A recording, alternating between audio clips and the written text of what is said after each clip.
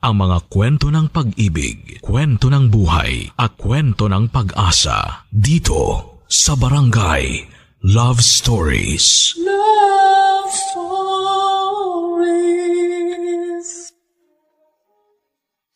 May kanya-kanya naman tayong tipo sa isang tao.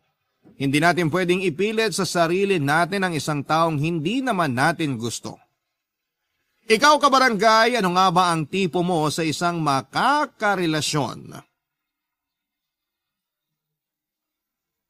Dear Papa Dudut, ako nga pala si Brenda, 40 years old, isang sari-sari store owner sa Caloocan.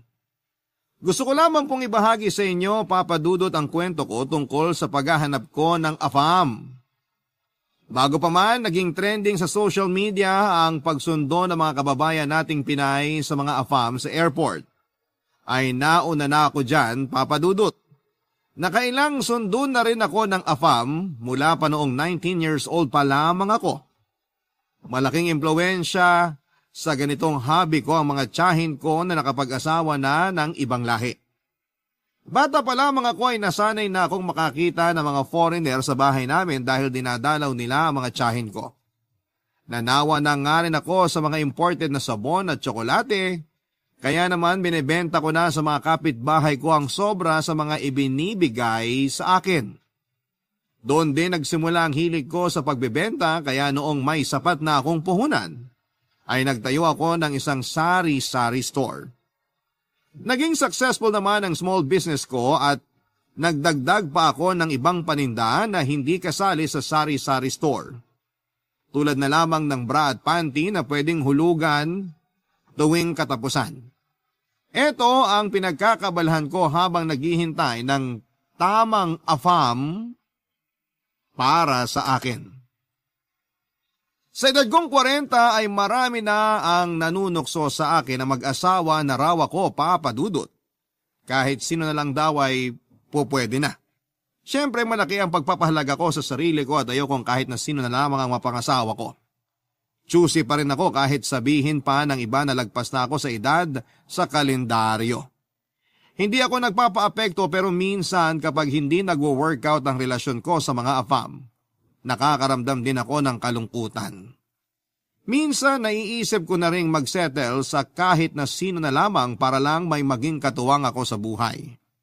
Kaya lang Papa Dudut, sa tuwing naiisip ko kung gaano nakalayo ang nararating ko sa paghahanap ng the one, muli na naman akong magkakaroon ng pag-asa na nasa sulok lamang ang forever ko. Kahit na anong klaseng panunokso pa ng ibang tao ay hindi ako magpapatinag. Isa na nga sa mga madalas na manukso sa akin ay ang mapang-asar na kapitbahay kong si Buknoy, Papa Dudut.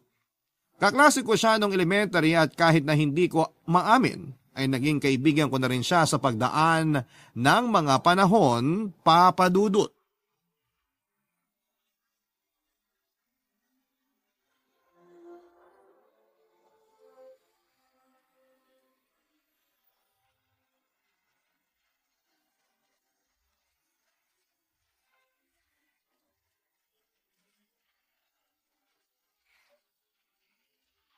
Hello, good morning or good evening. I am Brenda. How are you today and tomorrow or next tomorrow? Are you okay every day or just today? It's okay.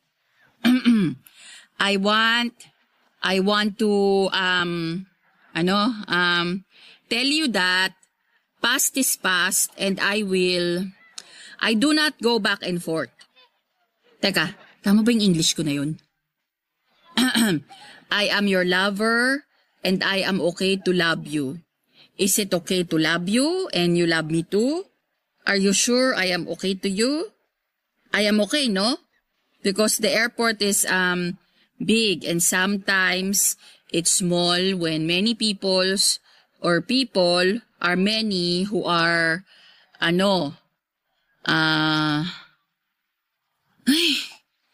wag na nga lang akong magbanggit tungkol sa airport. Mapapahaba lang yung English ko eh. Hindi ko kayang mag-explain. You know. Uy, Brenda. Ano ka ba naman, Buknoy? Kinakausap mo na naman ang sarili mo sa harapan ng estante ng mga toyo mo. Nang beses ko bang sasabihin sa'yo na huwag mo akong gugulatin, ha? Ano naman bang kailangan mo? Ang sungit mo ah. Yan na ba ang nagagawa ng English sa'yo? Para sabihin ko sa'yo, importante na matuto tayong magsalita ng English. Sa'yo lang siguro importante. Kasi hayok ka sa AFAM. Okay na ako sa Tagalog. Sariling atin kasi ang tinatangkilik ko. Ano bang kailangan mo? Dalian mo, marami pa kasi akong gagawin. Alam mo kung ako sa'yo, sa harapan ka ng mga betsin mag-practice ng English. Baka sakaling maituwid yung dila mo. Di na ako natutuwa. Joke lang, ikaw naman. Pabili ako ng isang balot ng mani at 3 yosi. Kala ko ba titigil ka na sa Yossi? Sana, pero na-stress ako sa English mo eh. Talagang... Joke lang. Para sa tatay ko to. Yung mani, sa akin. Ay, pabili na nga rin ng isang pack ng napkin, yung may pakpak. Sino ngayon sa atin na nakaka-stress ang English? Napkin kasi yan. Anong alam ko dyan? Eh bakit ka bumibili kung wala kang alam sa napkin? Para sa pamangkin ko yan. Tuwing katapusan kasi yung dalaw niya, kaya bibilan ko na. Lagi kasing nakakalimutan nun na bumili. Tignan mo na. Maayos ka naman palang tao eh. Maayos naman talaga ako ah. Eh bakit sa akin ang gaspang mo? Siguro kasi nung past life ko, ginamit mo akong liha. Di na talaga ako makakuha ng maayos na sagot sa'yo, no? Ayusin mo rin kasi yung tanong mo. O sige, may tanong ako. Sagutin mo na maayos, ha? Basta bigyan mo ako ng discount sa binili ko sa'yo. Hindi pwede. Eh di don't. Ano ba yun? Magsusundo kasi ako ng AFAM sa airport bukas. Ano bang mas bagay sa akin na isuot? Red o green na bestida? Para ka namang makiki-Christmas party sa airport dyan sa mga napili mong kulay. Black o white na bestida? Yung magugustuhan ng AFAM ko. Wala. O anong kulay yung masasuggest mo? Wala nga. Paanong wala? Wala kang isusuot na damit. Mas gusto yun ng mga lalaki. Ay, wala ka talagang kwentang kausap.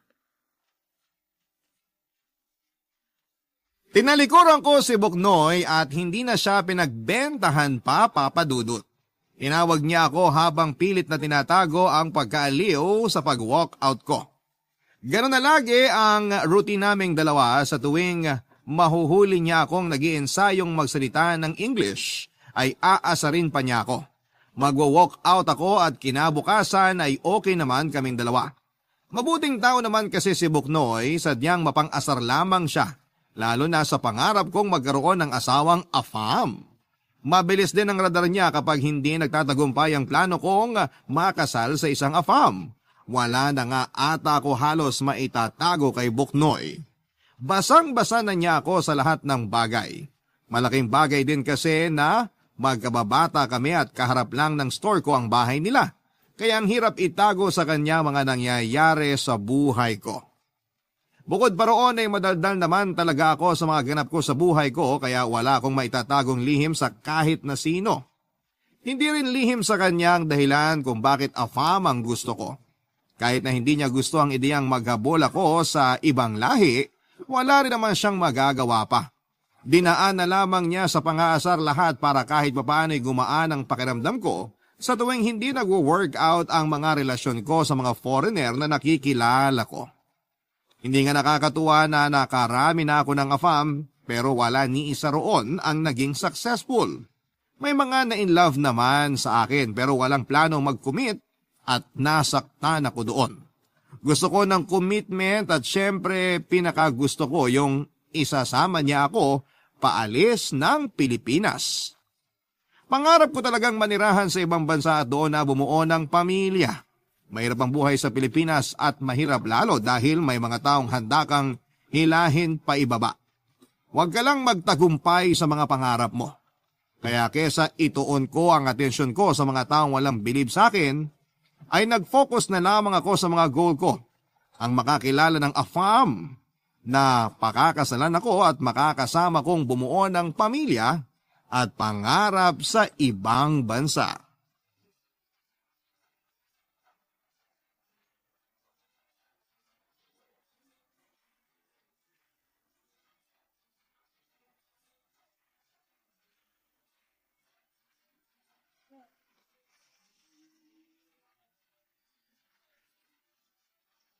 Uy, Brenda! Mukhang ginabi ka. Traffic. Buong araw kang wala. Ang daming padaan-daan dyan kanina sa tindahan mo. Sayang yung benta. Bakit? Responsibilidad ko ba lahat ng mamimili rito sa barangay natin? Ako lang ba yung may sari-sari store? Ako lang ba? Uy, sinabi ko lang naman. Ang sungit naman. Siguro parating na ang dalaw mo, no? May stock ka pa ba ng napkin sa tindahan? Pwede kong ibigay sa iyo yung natira ng pamangkin ko. May 3 pa siguro yun. Tapos 2 panty liner. Kung mga asar ka lang, pwede bang bukas na lang? Wala ako sa mood makipagbalyahan sa'yo. Ay, teka. Di ba ngayon mo kinita yung afam mo? Buknoy, Asan siya? Hindi ba kayo nagmotel? bakit naman motel agad ang iniisip mo, ha? Eh kasi dun din naman ang punta niyan. Manunundo sa airport, kakain sa resto. Tapos ayun, diretso na ng motel. Walang resto, walang motel. Oh, eh asan siya? Ipakilala mo naman sa akin. Akong kikilatis, para di ka lukohin. Wala kang kikilatisin. Kasi hindi naman niya ako sinipot. Hindi na tuloy pumunta ng Pinas? Natuloy siyang pumunta rito sa Pinas, pero hindi siya nakipagkita sa akin. Bakit? Nalate ako dumating eh. Pinaayos ko pa kasi tong takong ng sandals ko. Tapos yung dumating ako sa airport, sabi niya wala na raw siya ron. Saan naman nagpunta? Alam ba niya pasikot-sikot dito sa Metro Manila? May nakilala raw siyang OFW na dalaga. Habang hinihintay niya ako, sakto namang tumabi yung OFW sa kanya. Nagkakwentuhan sila tapos Nagkasulutan na. nag-click daw sila agad ng OFW na yon. Tapos inaya siya nung hitad na yun na magstay sa bahay niya. Pumayag naman tong afam ko. Condolence ha? Ilang linggo na naman ako magluluksa nito. Ay! Kainis kasi tong sandals ko. Talagang nasira pa kung kailan makakaharap ko na yung Prince Charming ko. Eh baka kasi sign na yan. Sign na ano? Na bumili na ako ng bagong sandals? Sign na hindi siya para sa'yo. Para siya sa akin. Sadyang ahas lang yung nakatabi niyang OFW. Brenda, kung talagang interesado sa'yo yung afam na yun, kahit gaano nakaigpit yung pagkakapulupot sa kanya nung ahas na OFW na yun, ikaw pa rin ang pipiliin niya. Eh asan ba siya ngayon? Oo na. Makakahanap ka rin ng iba dyan. Marami pang isdang afam sa karagatan. Makakabingwit ka rin ng sayo. Dami ngang isdang afam, pero mukhang ayaw namang magpabingwit sa akin. Baka mali ka lang ng paraan ng pamimingwit. Baka nga. Ay. O siya, uuwi na ako. Maaga pa akong lalabas bukas para mag-grocery ng ibibenta sa store. Sige, ingat.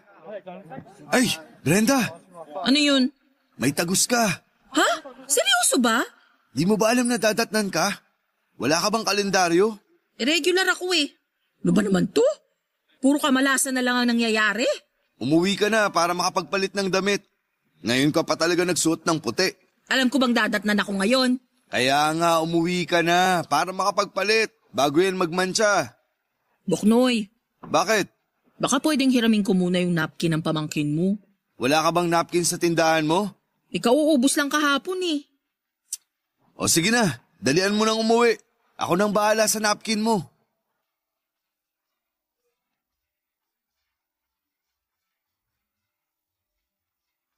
Nagmamadali akong umuwi para lamang makapagpalit na at maibabad na ang puting bestida ko, Papa Dudut. Inabot talaga ako ng maraming malas ng araw na yon. Una, nasira na nga ang sandals ko. Pangalawa ay nasunod pa ang afam na para sana sa akin. Pangatlo ay dumating ang dalaw ko kung kailan naman nakaputi ako. Ang sama ng loob ko habang binababad at kinukusot ang puting bestida ko, Papa Dudut. Napaiyak na nga rin ako habang naglalaba dahil sa sobrang lungkot. Maya-maya pa ay narinig kong kumatok sa pintuan ko si Buknoy. Pinagbuksan ko siya at inabot niya sa akin ang 2 pack ng bagong napkin at isang pack ng panty liner. Inabutan din niya ako ng imported na tsokolate. Nagulat ako kasi akala ko yung natirang napkin lang ng pamangkin niya ang ibibigay niya sa akin. Pero binilhan pa pala niya ako. Baka raw, hindi ko kasukat ang napkin ng pamangkin niya dahil mas maliit ako. Natawa na lamang ako dahil wala talaga siyang kaalam-alam sa napkin. Nagtaka rin ako sa imported na chocolate na ibinigay niya. Ang sabi ni Buknoy ay binigyan niya raw ako ng chocolate kasi hindi raw umabot sa akin yung pasalubong ng afam ko at natawa naman ako. Maayos naman kasi si Buknoy at maasahan mo talaga. Siya ang panganay sa kanilang 5 magkakapatid. Siya ang tumulong sa mga magulang niya para mapagtapos sa pag-aaral ang mga kapatid niya. Single si Buknoy, Papa Dudut, at sa pagkakaalam ko, isang beses lang siya nagkaroon ng karelasyon. Tumagal sila ng 5 taon bago nanawa yung babae at pinagpalit siya sa isang foreigner. Kaya naiintindihan ko kung bakit lagi niyang kinokontra ang kagustuhan kong makapangasawa ng foreigner dahil nga sa personal niyang experience. Sinubukan ko siyang kausapin tungkol sa naging relasyon niyang yon pero nililihis niya ang usapan, Papa Dudut. Wala naman ang galit sa puso at mga mata niya pero mas pinili na lamang niyang tuluyan ng talikuran ng chapter ng buhay niyang yon. Naawa nga ako sa kanya kasi tulad ko ay tumanda na rin siyang single. Pero di tulad ko ay mukha naman siyang masaya kahit na single pa siya. Barangay Love Stories. Barangay Love Stories. Papa Dudut, hindi pa rin ako tumigil sa paghahanap ng AFAM ko kahit na ilang linggo pa lamang ang nakakalipas. Mula nung hindi ako sinipot ng nakamabutihan kong AFAM. Nagsorry naman po siya sa akin dahil sa ginawa niya at pinatawad ko naman siya. Sinabi ko na lamang sa kanya na kung meron pa siyang ibang foreigner na kakilala na single ipakilala na lamang niya ako.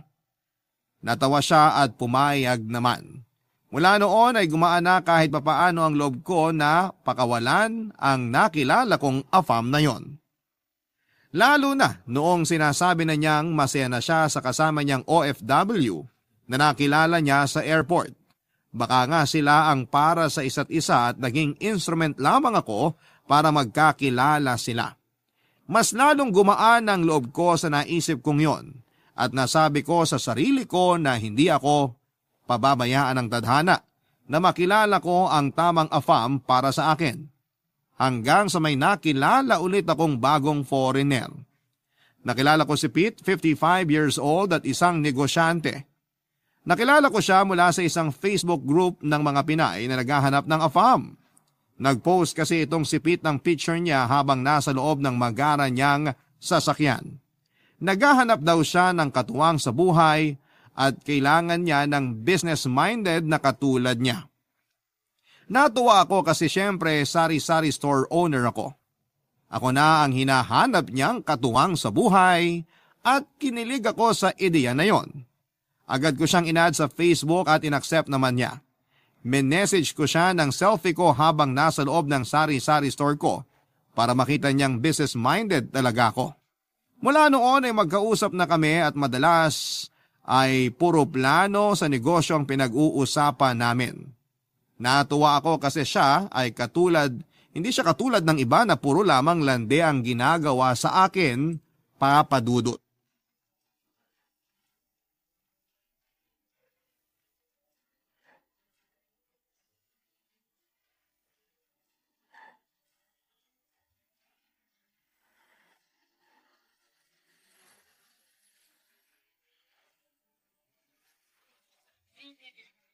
May Facebook group ang mga Pinay na naghahanap ng AFAM? Hanep pa! Sabi naman sa'yo, hindi lang ako naghahanap ng AFAM sa Pinas. Marami kami. Magandang group naming yun kasi nagtutulungan kaming makahanap ng asawang AFAM. Tinatag namin ang isa't isa kapag may nagpo-post na AFAM. Bayanihan, kumbaga. Tapos kapag bigo kami sa AFAM na nakilala namin, nagdadamayan kami. Ang tanong, nakahanap na ba ang lahat ng nasa group na yun ng AFAM nila? Ay, wala akong pakialam sa kanila. Nakahanap na kasi ako ng AFAM ko. Ang bilis mo mag-move on ah. Wala pang 1 buwan nung di ka sinipot ng AFAM mo tapos ngayon may bago na ulit? Dinaan ko sa alindog at pagiging utak negosyante ko. Utak negosyante? Businessman kasi si Pete. Yung AFAM na nakilala ko. Gusto niya ng babaeng nagninegosyo rin. Sakto, may store ako, di ba? Ano bang negosyo niya? Wala pa. Oh, akala ko businessman siya. Paano siya naging businessman kung wala naman siyang business? Kasi ang pagiging business person ay nasa pag-iisip lang yan. Mindset ba? Okay ka lang ba? Okay na ako kay Pete. Alam kong may pangarap siya sa buhay at doon ako kakapit. Okay, sabi mo eh. Mag-ingat ka lang dyan ah. Ano ka ba? May tiwala naman ako sa kanya. Hanggat di mo pa nakakasama yung tao, huwag ka munang ubus biyaya sa tiwala. Mahirap na. Paano bang hindi ako magtitiwala sa kanya? Magkasosyo na kami sa negosyong iniisip niya. Nalintikan na. Wala pang negosyo pero naisip mo agad magkasosyo na kayo? Magsisimula na kaming magnegosyo, no? Nakapagpadala na ako sa kanya ng dagdag para sa puhunan. Anong klaseng negosyo? Pag-iisipan pa lang kung ano. Pero ang importante, meron na kaming puhunan. Seryoso bang nagpadala ka sa kanya? Alam nga namang hindi, magkasosyo na nga kami, di ba? Labo mo namang kausap. Bakit ka nagtiwala agad na magpadala sa kanya? Kasi mahal ko siya. Okay, hindi ko pa siya mahal. Pero papunta na rin dun. Kailan mo siya susunduin sa airport? Wala pang plano.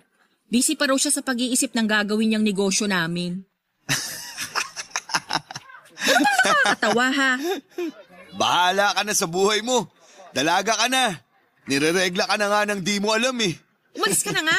Kung di ka magiging supportive sa love life ko, huwag mo na akong kausapin. Supportive ako sa'yo. Pero sa mga ginagawa mo sa buhay mo, ang hirap mong suportahan. Promeno ka. Masakit ha? Ang sinasabi ko lang... Ganyan ka na ba kagalit sa mga foreigner dahil sa ginawa sa'yo ng ex mo? Oh, saan naman galing yan? Totoo naman, di ba? Kaya lagi mong kinukontra yung paghahabol ko sa mga afam. Kasi may galit ka sa mga foreigner. At sa akin mo yun nilalabas. Kinokontra lang kita kapag alam kong wala ka ng preno sa paghahabol sa mga afam mo. Kung maayos yung mga hinabol mo, bakit mag-isa ka pa rin? Bakit nasa Pinas ka pa rin? Hindi ko sinagot ang mga sinabi ni Boknoy, Papa Dudut. Alam kong dihado ako sa mga sinabi niya dahil totoo namang mali ang mga hinabol ko, Papa Dudut. Gusto ko nang umiyak ng mga panahong yon pero nagawa kong pigilan ang sarili ko para naman hindi ako magmukhang masyadong talunan. Hindi na rin hinintay pa ni Boknoy na makasagot ako. Tinalikuran na lamang niya ako at saka nagmadaling lumayo sa akin, Papa Dudut. Napansin kong nainis na rin siya sa katangahan ko. At hindi ko naman siya masisisi. Pero gusto ko lang namang magmahal ng afam. Ano bang masama roon? Nung nakalayo na si Boknoy ay saka naman ako napaiyak. Hindi dahil nasaktan ako sa mga sinabi niya, kundi dahil naniwala ako sa bawat salita niya. Pagkatapos noon ay minessage ko si Pete para magpasuporta sa kanya dahil nalulungkot ako. Inaya ko siyang mag-video call pero tinanggihan niya ako. Ilang beses na akong tinanggihan ni Pete na mag-video call.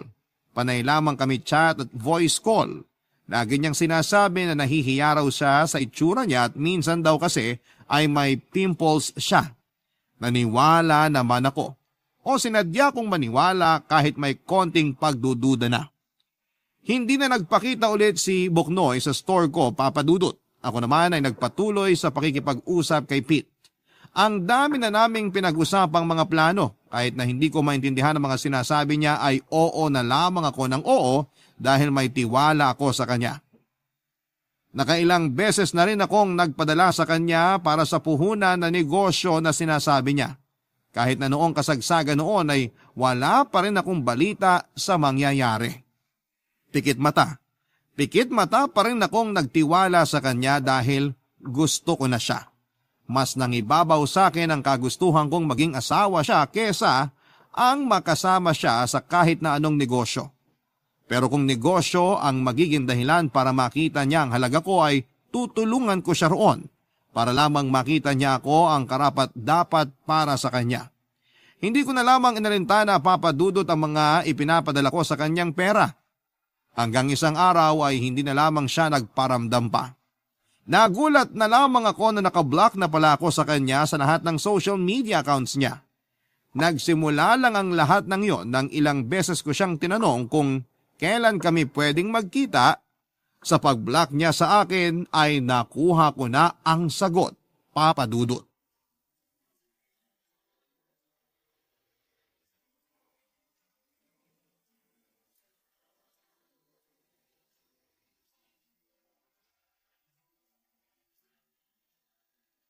Bati na tayo ha. Malamang, nagiinuman na nga tayo ngayon. O, tagay pa. O bakit ka naman tumatawar yan, ha? Hindi ako makapaniwalang na denggoy ka ng inaakala mong afam. Oo na, tanga nga, di ba? Kaya shot pa. Sabi naman sa'yo huwag kang magtiwala agad. Ay, masisisi mo ba ako? Sa gusto ko nang mag-asawa ng afam. Naiintindihan naman kita. Kaya lang, syempre ang dami ng manluloko sa Facebook ngayon. Lahat pwede na magpanggap na afam sila. Kung bakit naman kasi hindi ko naisip na poser lang pala siya? Nagtataka ako kung bakit di mo naisip na Pinoy lang din siya. Yung bangko niya na pinagpapadalan mo, pang Pinas lang naman. Uulitin ko lang ha. Tanga nga, di ba? Oy, shot na! Hinay-hinay muna sa alak. May trabaho pa ako bukas ng umaga. Mag-usap na lang tayo. Ikaw? Gustong makipag-usap? Si Boknoy? Tumanggi sa alak? Anong nangyayari? May trabaho lang ako ng maaga bukas. Kung day off ko lang, kahit mag-beer house pa tayo hanggang umaga Bilang pa kita ng ladies drink. O sige, maaga rin akong pupunta sa police station bukas para ipablatter tong nang scam sa akin. Anong sabi ng bangko na pinagpadalan mo ng pera? Paasa naman ang mga yun. Halatang wala na silang magawa. Nasimot na raw lahat ng perang pinadala ko. Ganun talaga. Mag-move on ka na lang. Yung pinadala ko sa kanya, pwede ng pang-anim na buwan na benta ko rito sa store Wag mo nang masyadong dibdibin. Basta ngayon natuto ka na. Di na dapat basta-bastang magtitiwala. Kahit gaano pa katangkad yung afam na yan. Kaya pala lagi siyang nagpapalusot tuwing gusto kong mag-video call kami. Dun pa lang, red flag na. Tapos yung boses niya, hindi naman tunog afam, tunog Pinoy. Tapos, wrong grammar pa, no? Totoo.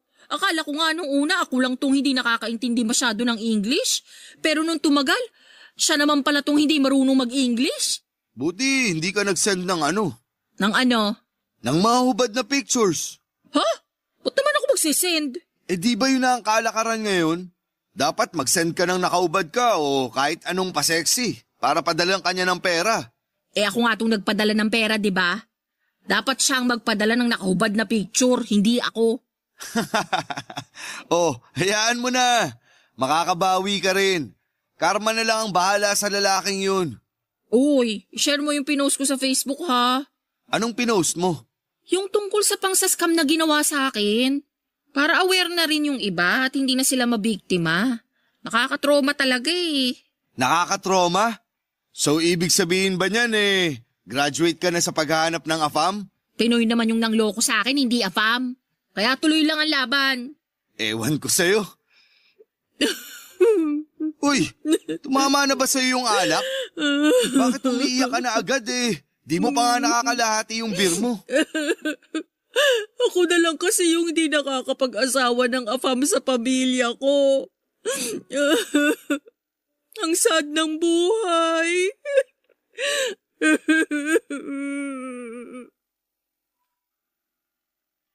Napakwento na naman tuloy ako kay Buknoy sa dahilan ko kung bakit afam ang hanap ko. Nakinig naman siya kahit narinig na niya ang ibang kwento ko noon. Hinayaan niya lamang akong umiyak, Papa Dudut, habang inuulit ko ang mga kwento ko sa kanya. Hindi niya ako hinusgahan at hinayaan na lamang niya na sabihin ko ang lahat ng nararamdaman ko. Kahit papano'y gumaan ang loob ko sa pananahimik at pakikinig ni Buknoy. Nakwento ko sa kanya kung gaano ako nainggit sa mga tiyahin ko noong bata pa lamang ako. Hindi sila lumaking mayaman pero yumaman sila mula noong nakapangasawa ng mga afam. Nakabili sila ng mga magagandang damit, sapatos, alahas at nakapunta sa mga lugar na sa pelikula lamang na pang Hollywood ko nakikita. Ang gaganda pa ng mga naging anak nila na pwedeng irampa at gawing artista. Gusto ko kasing magkaroon ng anak na maganda na pwedeng ipasok sa showbiz para pagkakitaan. Kaya nga nangako ako sa sarili ko na gagawa ako ng sariling paraan para maging ganon ang buhay ko.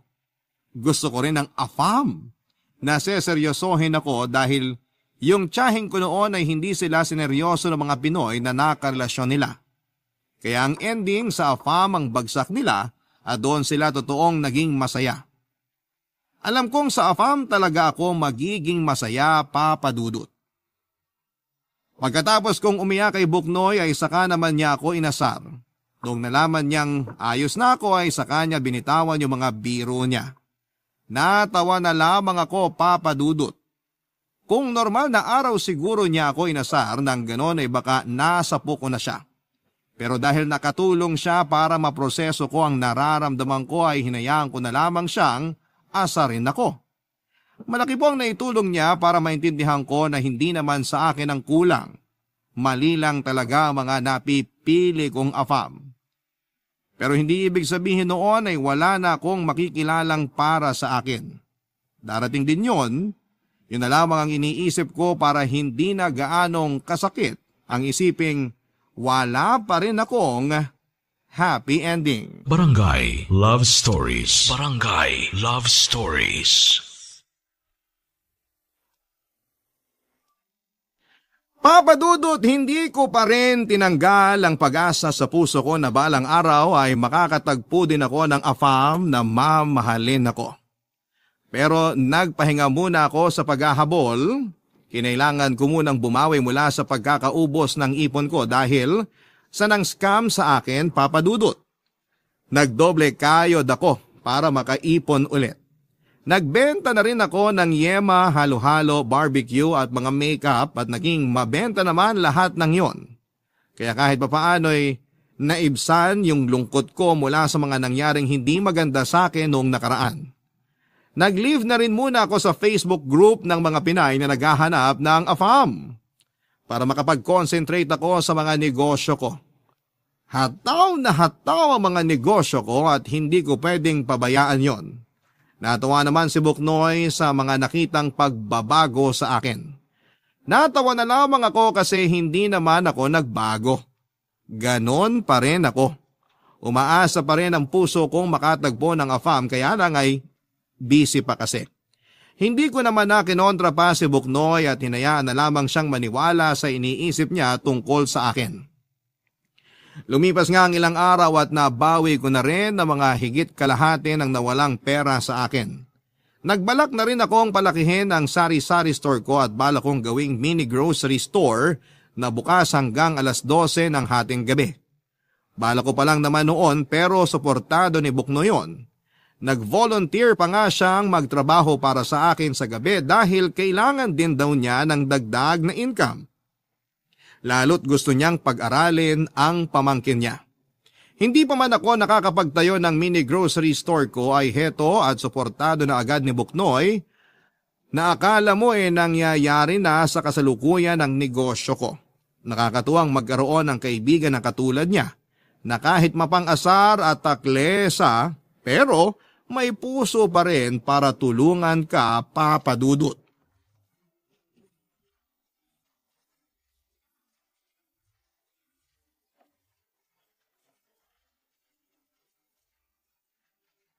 Brenda, good news!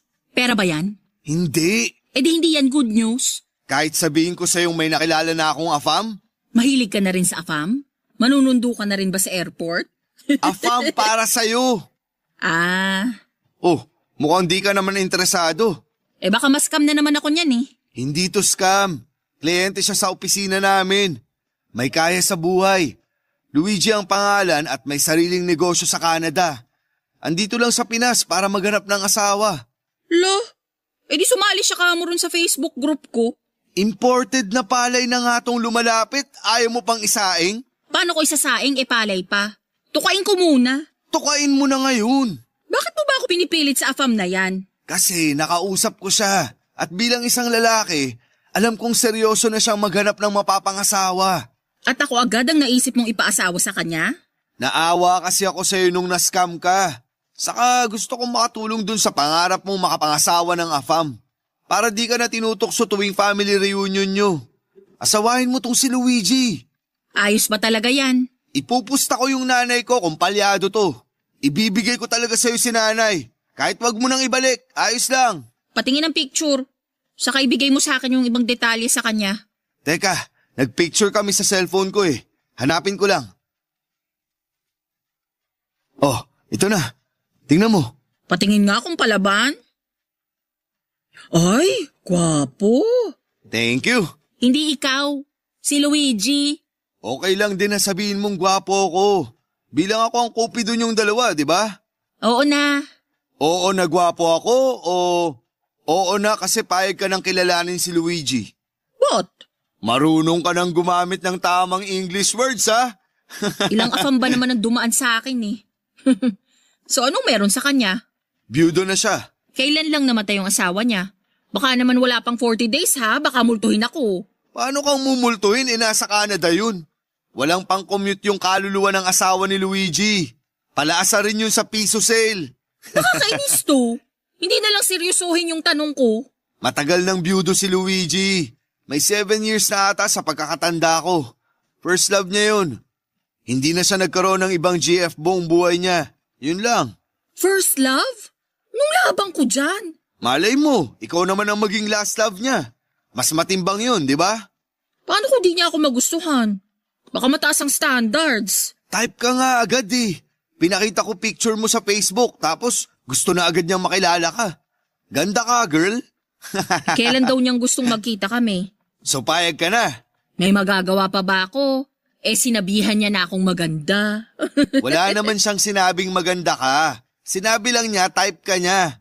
Panira ka talaga, no? O basta, sasabihin ko na sa kanya na i-add ka na sa Facebook para makapag-usap na kayo, ha? Di ako peperahan yan, ha? Baka nga ikaw pa tong mang-scam sa kanya eh. Pasalamat ka, may ipapakilala kang afam sa akin. Kung hindi, sinaing ko na yung tenga mo.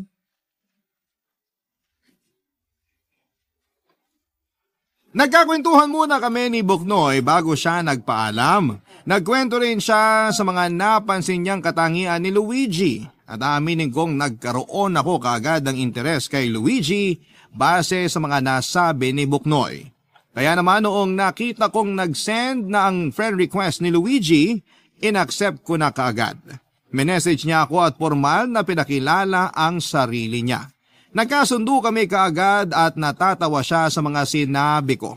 Natuwa raw siya sa akin at first time niya ulit ngumiti ng ganon. Kinilig naman ang puso ko dahil may afam nang naka-appreciate sa akin. Walang oras na hindi kami nag-usap ni Luigi. Halos hindi ko na mabitawan ang cellphone ko para lamang makapag-usap kami. Napabili ako ng 2 power bank para paniguradong hindi malolobat ang cellphone ko. Kahit nasaan man ako at habang kausap siya. Nagsimula na rin kaming mag-date, Papa Dudut. Sa loob ng 1 buwan na pakikipag-date ko kay Luigi, wala siyang ibang ginawa. Kundi ang itrato ako ng tama, lahat ng hiniling ko sa isang afam ay nasa kanya na. Gentleman siya at talagang inalagaan niya ako sa tuwing nagkikita kami. Hindi siya tumitingin sa ibang babae kapag magkasama kami. Alam ko na yon ay dahil lagi akong nakatingin sa kanya. Lagi niyang sinasabi na ang ganda ko raw at syempre kinikilig ako roon. Hindi ko lang pinapahalata sa kanya kasi baka biglang magbago kapag napansin na niyang gusto ko na siya. Nasabi na rin niya ang plano niya kung paano niya ako dadalhin sa Canada. Handa siyang pagkakasusan ng pagpunta ko sa Canada para makapagsimula na kami ng buhay doon. Uuwi lang daw muna siya pansamantala para maasikaso ang mga kailangan ko. Nagsabi siya na mag-iiwan na siya ng pera para sa gagastusin ko papunta sa Canada. Hindi ko naman yung tinanggap at mula noong inoffer niya sa akin ang tungkol sa Canada, ay bigla na lamang akong nagsorry sa kanya at sinabing hindi na kami dapat na magkita pa, Papa Dudut.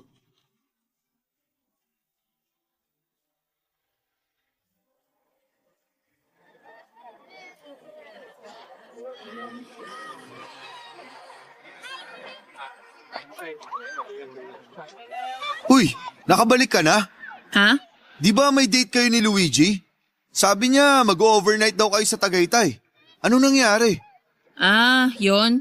Wala naman. Paanong wala? Akala ko ba okay na kayo? 1 buwan na kayo nag-aarutan ah. Sa wala talaga eh. Ganun talaga. Tanggapin na lang. Huwag mong sabihing nakipaghiwalay siya sa'yo. Siya pa talaga ang may ganang makipaghiwalay ang ganda mo na nga.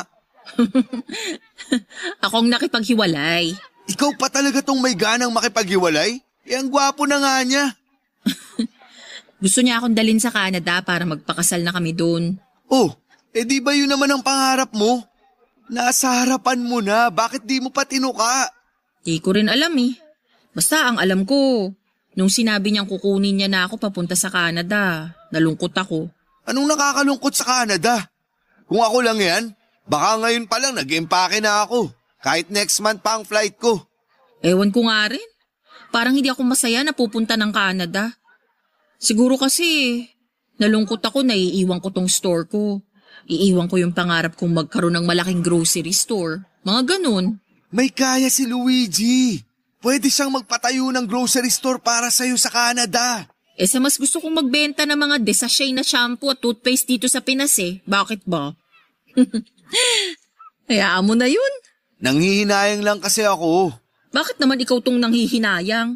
Ikaw ba tong niligawan? Ikaw ba tong inofera na pumunta ng Canada? Nag-effort kaya ako para sa inyong dalawa. Lalo na sa'yo. Anong effort naman ang ginawa mo para sa akin, Aber? Todo benta ako sa'yo pagkaharap siya. Kaya nga agad-agad gusto na niyang ipakilala kita sa kanya eh. Alam ko na yan. Nasabi nga niya sa akin. Nasabi niya? Lagi niyang sinasabi sa akin kung paano mo ko binibida sa kanya. Ang sinabi ko lang naman, hindi siya lugi sa'yo kasi quality ka. Kung makapagsabi ka naman ng quality dyan, akala mo inahing manok ako na nangingitlog ng ginto? Seryoso nga. Sinabi ko sa kanya na marunong ka sa mga gawaing bahay. Masarap kang magluto, lalo na ng tinola. Kaya pala lagi niyang nire-request sa akin kapag nagpunta na raw ako ng Canada, ipagluto ko raw siya ng tinola. Ikaw naman pala tong nagpahamak sa akin. Paborito ko kasi yung tinola mo. Di ba, naalala mo kapag may sakit ako, ipinagluluto mo ako ng tinola na maraming siling labuyo? Maganda kasi ang sili para magpawis ka. Oo nga eh. Dati gusto ko na lang laging magkasakit para ipagluto mo ako ng tinola. Kahit naman wala kang sakit, magsabi ka lang ipagluluto kita. Kaya na-inlove sa'yo si Luigi. Na-inlove sa akin kasi kung ano-anong pinagsasasabi mo. Tama bang banggitin mo sa kanyang namumula ang pisngi ko sa tuwing sinasabihan akong maganda? Totoo naman ah. Bagay kaya sa'yo kapag namumula ka. Mas lumalabas ang ganda mo. Saka sinabi ko sa kanya na banggitin na maganda ka kapag wala ka sa sarili. Kasi sobrang pula ng pisngi mo pag ganun. Sinabi mo rin pala sa kanya na kumakanta ako? Correction! Ang sinabi ko sa kanya, maganda ang boses mo kapag kumakanta ka. O edi salamat. Ay, sayang talaga. Pero hayaan mo na. Kapag may afam ulit kaming kliyente, ibibida ulit kita. Di na kailangan. Bakit naman? Pass na ako sa AFAM. Baka kailangan, tangkilikin ko muna ang sariling atin. Seryoso ako noong sinabi kong pass na ako sa AFAM, Papa Dudut. Kota na ako at alam kong oras na para tangkilikin ang sariling atin. Doon ako sa Pinoy na makakaintindihan ko. Iyong Pinoy na hindi dudugo ang ilong ko sa kaka-English. Iyong Pinoy na kaya kong makipag-argumento nang hindi nauubusan ng salita. At higit sa lahat isang Pinoy na nakakakita ng ganda ko hindi lang ng panlabas kundi ng kalooban ko. Isang Pinoy lang naman ang nakita kong gumawa noon para sa akin. Si Buknoy. Papa Dudut, hindi ang store ko ang dahilan kung bakit natakot akong iwan ang Pilipinas at pumunta sa Canada, kundi ang suki ko sa store ko na yon na si Buknoy. Sa loob ng isang buwang pakikipag-date ko kay Luigi ay wala siyang ibang naging bukang bibig kundi ang magagandang salita ni Buknoy tungkol sa akin. Lagi na lang namumula ang mga pisngi ko sa mga papuri ni Luigi na galing naman talaga kay Buknoy. At doon ko na-realize na mula at kinilig ako hindi dahil kay Luigi, kundi dahil kay Buknoy mismo. Papa Dudut, hindi ko pa rin po magawang maamin kay Buknoy ang nararamdaman ko. Naghahanap ako ng tiyempo, pero ramdam ko naman sa mga tingin niya na may gusto rin siya sa akin. Kung paano niya ako purihin sa harapan ng ibang tao at tuksuhin kapag dalawa lamang kami, halata namang may gusto siya sa akin kaya lang hindi niya magawang sabihin kasi puro afam ang laman ng bibig ko. Siguro'y takot siyang ma-reject ko. Ano po kaya sa tingin ninyo? Sana'y magawa ninyo akong tulungan kung paano ko mapapaamin si Buknoy sa nararamdaman niya sa akin. O mas maganda ba na ako na lamang ang aamin sa kanya. Ano po ba ang naisip ninyong dapat kong gawin? Ngayon lang ako nagkagusto ng totoo sa isang Pilipino, bago lang ito sa akin kaya kailangan ko ng tulong ninyo. Tiwala naman ako sa inyong programa na makakatulong kayo sa problema ko. Alam kong marami na kayong natulungan at gusto kong mapasali sa mga tao na yon. Maraming salamat po Papa Dudut sa pagsali sa akin sa inyong number 1 program, ang Barangay Love Stories. Ang inyong kabarangay forever, Brenda. Nagustuhan ng iyong napakinggan? Ituloy yan via live stream sa www.gmanetwork.com/radio. Barangay LS 97.1 Forever!